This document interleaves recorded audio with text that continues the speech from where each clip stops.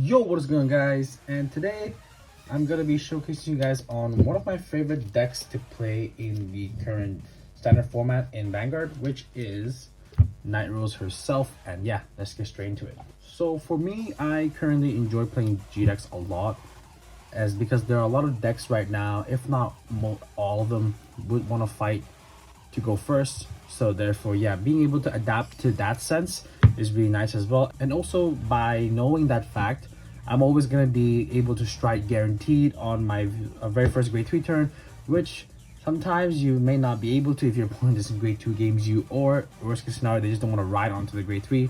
But it's not going to happen in the current format, as everyone just wants to go to grade 3 as soon as they can. And by playing a G deck, you are going to be very defensive to begin with. So I'm a type of person who likes to play from defensive to aggro. So therefore, yeah, I feel like currently for me, I personally really do enjoy G decks a lot. And I know a lot of people online would really circulate the fact that, oh, G decks are really not good for the meta, but in my opinion, I don't really think that's the case. I feel like it's one of those decks where, like, if you're really tired of constantly losing to high roll or die roll, like whenever your opponent goes first and you always think you're gonna lose, I feel like picking up a G deck is actually honestly one of the best solutions that can solve that problem. At least for me, it kind of worked out, as I have been doing quite well in my locals. And so yeah, that's pretty much it for my insight on G decks in the current format. And yeah, let's get straight into my deck list.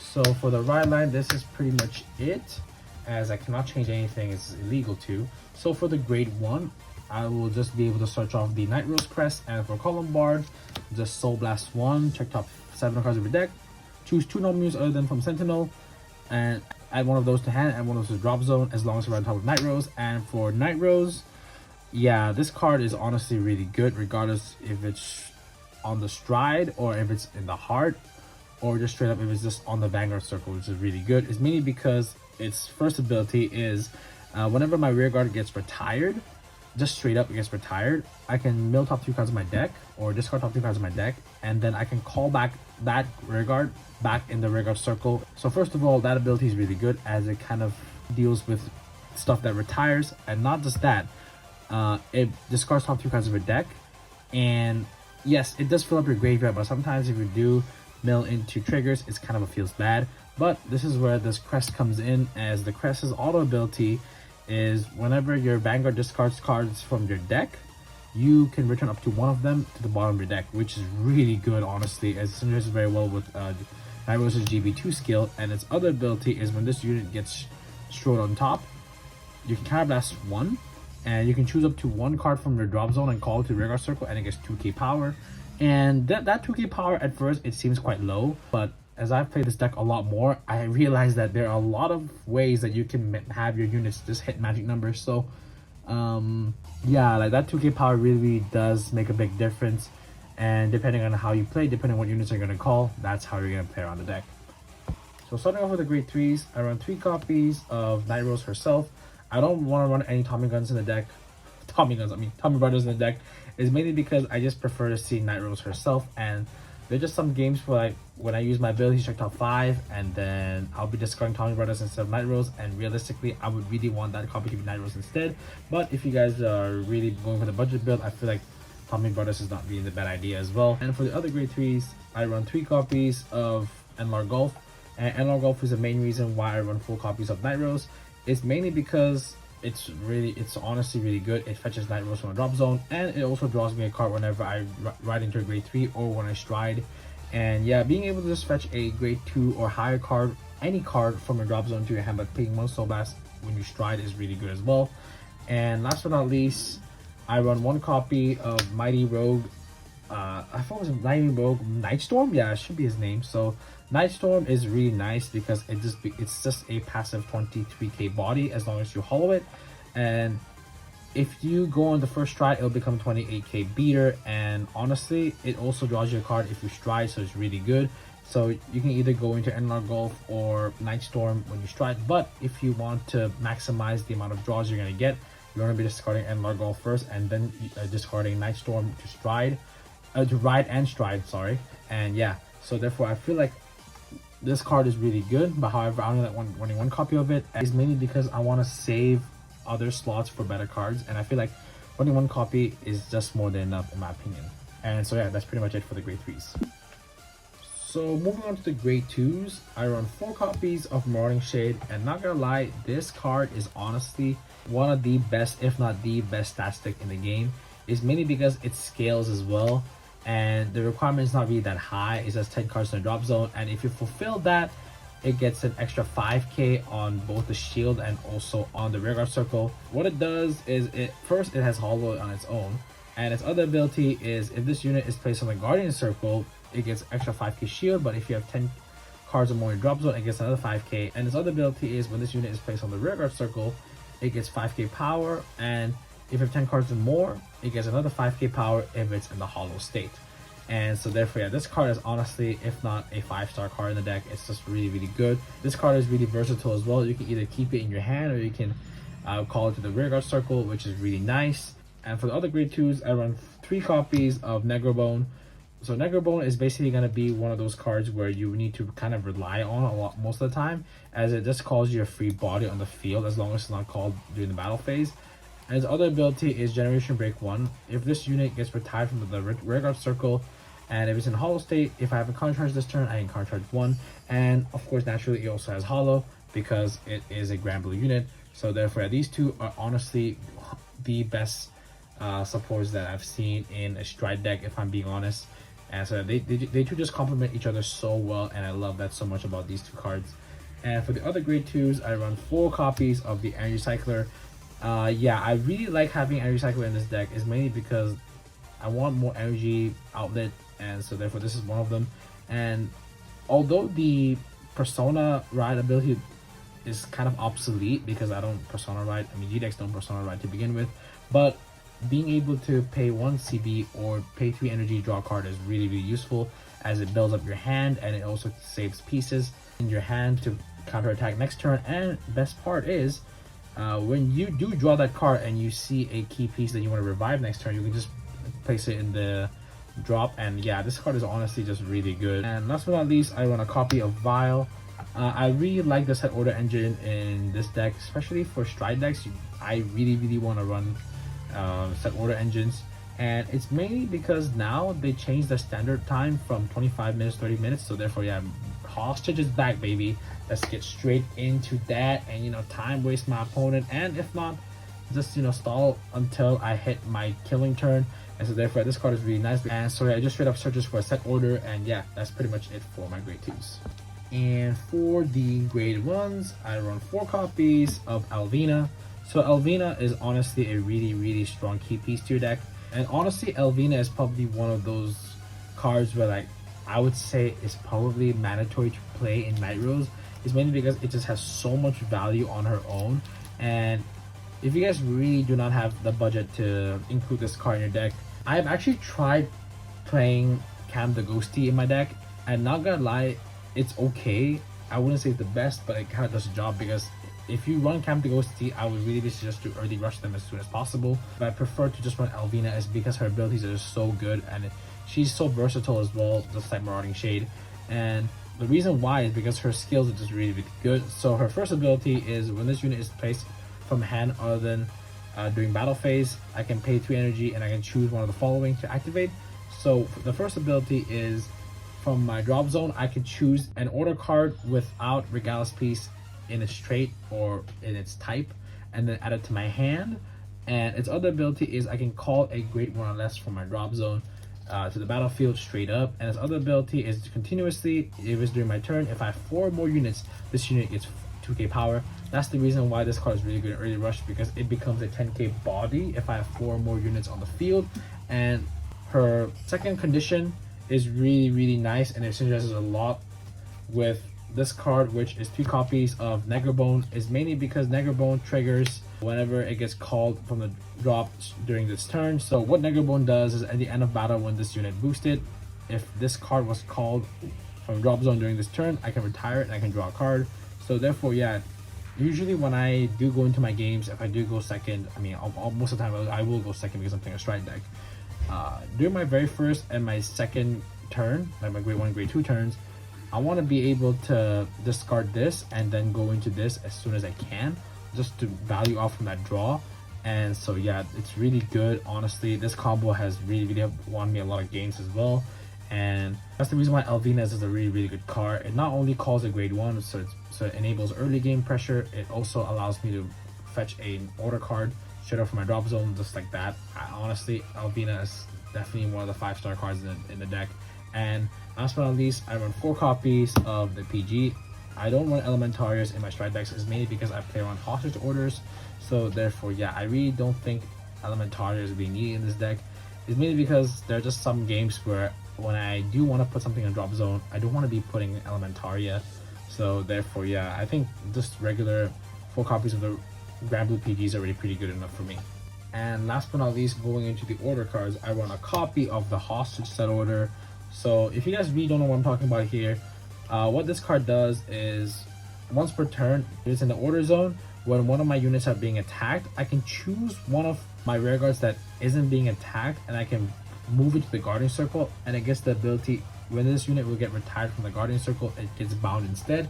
So that's the reason why I run the original PG, is mainly because I can just call it out from my drop zone or from my hand, and then if I really do need a PG, or if I want to bypass guard restrict, then yeah, this set order really will save my ass. And it has saved me a lot of times in tournaments, and honestly, yeah, this is definitely one of those cards that really makes this deck extra defensive and annoying to deal with.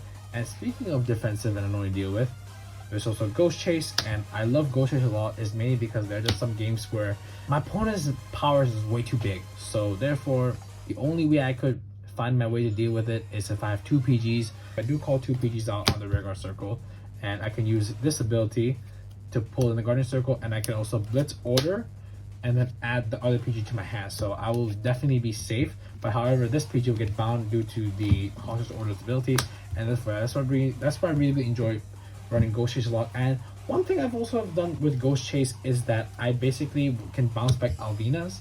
So when I do early rush and I do want this card and my opponent's not attacking it, I can Ghost Chase it, add this to my hand, and the next turn I can call it and I can just add back the Ghost Chase to my hand, or maybe I can add another order card to my hand.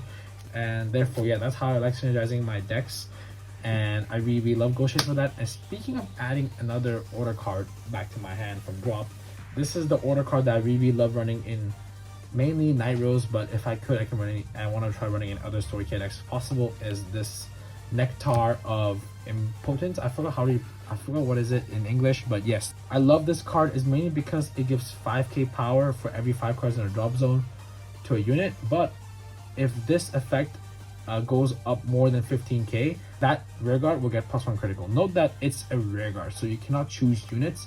And the reason why this card is so good is because there are just some games where I have a lot of cards in my drop zone, and I really want to have some way to get that rear guard pressure.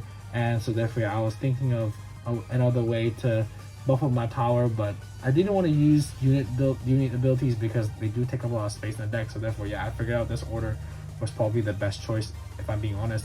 And last but not least, the Regalis piece that I run in my deck is Bracing Angel Ladder, and this honestly completes the deck. It's mainly because it protects my field. But however, you guys may wonder, why do I want to protect my field? Don't I want myself to get retired? Yes, but if you guys didn't know, lock is back in the game. I mean, it always has been from Messiah, but I'm talking about legitimate lock. So if I do get locked, I'm practically in trouble. And because of the way how I'm playing this deck, I'm playing on hostage now. So therefore, yeah, I want my PGs to be as safe as possible and to not get chosen by any effects or be moved in rearguard from any circles other than rearguard. So therefore, yeah, that extra layer of protection really ensures that this deck is really defensive, and I can prepare for my counterattacks for the next turn. And so therefore, yeah, that's pretty much it for the order cards. So for the trigger lineups, it's pretty much nothing new, just 8 crit and a heal, and then the 3 fronts, and then 1 heal. And 1 OT. So for the fronts, I run this front, which is from BT06. And if you guys don't know what this front does, is it's basically this 15k shield, but its auto ability is when this card gets retired from the guardian circle, it goes to soul. So this deck has a really big soul problem, and before I used to run the nation cat to solve the problem. I just ignore this price tag. It's not really expensive. So yeah, therefore I felt like that card kind of screws up my flow of the game, and also it eats resources from my drop zone or from my soul. So therefore, yeah, I really didn't like that. So therefore, I resort to buying the effect fronts from BT06 because it just goes to soul after when you put in the guardian circle. And so therefore, yeah, other than that, pretty much everything else here is pretty good.